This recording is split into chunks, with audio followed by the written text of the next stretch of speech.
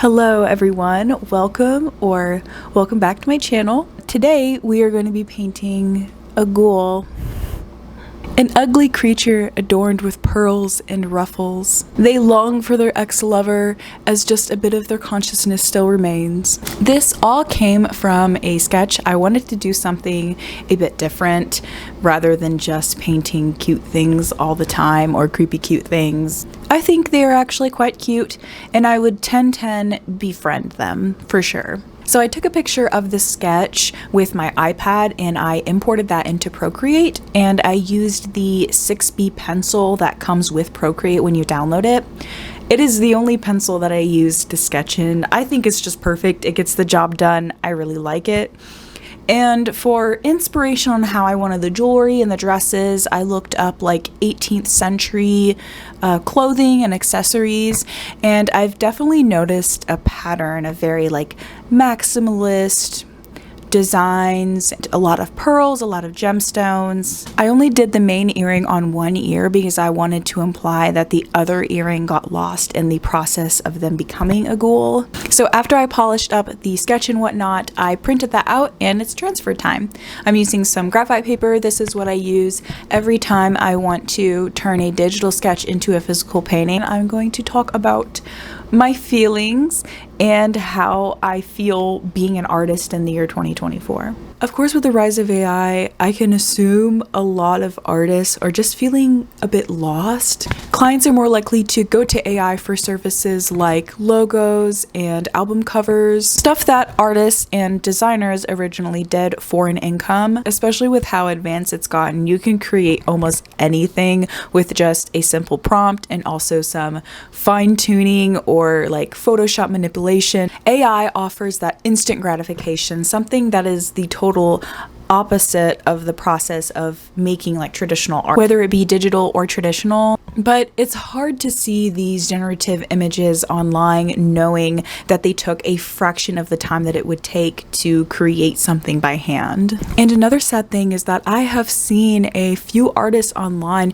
who are criticized for using AI as a finished piece of work when it very clearly wasn't AI. It was something that was actually their original idea that they made with their own hands. Just imagine putting your whole soul into a piece of artwork to have people think that it's artificial. That's just really sad to me. We live in such a weird time where it's really easy to grow as an artist, but it's also really hard with the ever-changing social media algorithm, and also with just the sheer fact that not as many people are buying art these days. There is this need to create content and try to monetize off of that because it's something that people don't necessarily buy. You know, it's free to watch YouTube for the most part. Of course, it takes a really long time to get to the point where your YouTube is monetized. So yeah, it's like people are creating more and more content to push their stuff out there, or artists are choosing to get into more of a functional field rather than just strictly decorative, because what I personally do, like paintings,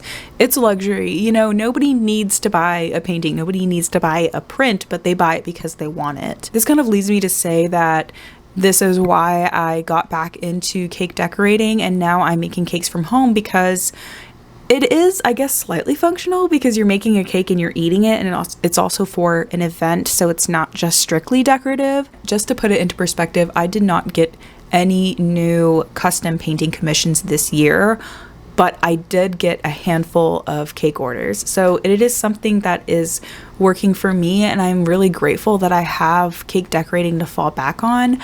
I wouldn't even say necessarily that it's something that I fall back on, because I do genuinely really like it. I actually love baking and decorating just as much as, like, well, maybe almost just as much as painting. Anyway, we're gonna get back on topic and wrap this up. This is a pretty short video, but yeah, let's wrap it up. There are multiple facets to the gem of inadequacy that us artists are feeling, but I feel like there is hope. Hello, I'm just going to interrupt myself real quick. This video is sponsored by me. That was really annoying. I have a website. It's sabrinafountainart.com if you want to support me, if you want to buy prints and originals. Hopefully I'll have some stickers up there. I also have a Patreon. And if you want to follow me on my socials, I do have an Instagram under Sugar Tentacle, and on TikTok I am also going by Sugar Tentacle. Also, if you want to check out my cake Instagram account, if you want to like my stuff and follow me on there, it is Sugar Fountain Cakes.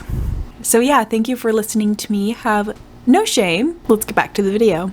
Something that AI can't ever replace is the human touch. And I think there will always be that connection with fine art, well, whether it be like traditional or digital. Just paintings created by meat sacks with blood and bones traversing this earth. And I don't think that will ever go away, no matter how advanced AI art gets. But yeah, with the climate of art and seeing so many artists complaining about AI and about social media, rightfully so, by the way, I'm not complaining that they're complaining, because it is very annoying.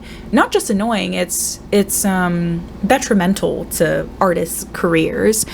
But I just want to throw a little bit of hope. I don't think we're all doomed. We just kind of have to rethink things, whether it be putting yourself out there more on social media. I don't think you necessarily have to show your face or anything, although it does help. You don't even really have to create a YouTube channel. Again, I think it does help though, which is why I want to move and slowly transition into creating more videos on YouTube, because although I do have a following on TikTok that I'm like really happy with, just like I've noticed that a lot of my followers don't see my stuff. Like most of the views that I get are actually from the For You page, you know, people who don't even know who I am, which is cool because it allows people to discover me. But I feel like what is the point of people following me anyway if they're not going to see my stuff? I like to think of it as like short form content, like Instagram and TikTok. It is easier to build a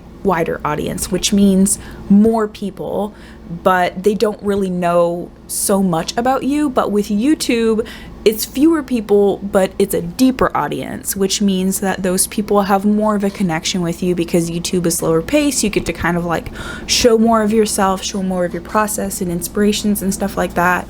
And I do think a combination of both is really important. All right, I said I was gonna wrap this up like 3 minutes ago, but we are officially wrapping this up. Thank you for watching. Thank you for being here and joining me on my YouTube journey. Don't forget to like and subscribe and comment and all that stuff. Down below in the comments, leave your favorite horror movie and why it is your favorite horror movie. I'll see you in the next video, and I hope you have a good one. Bye.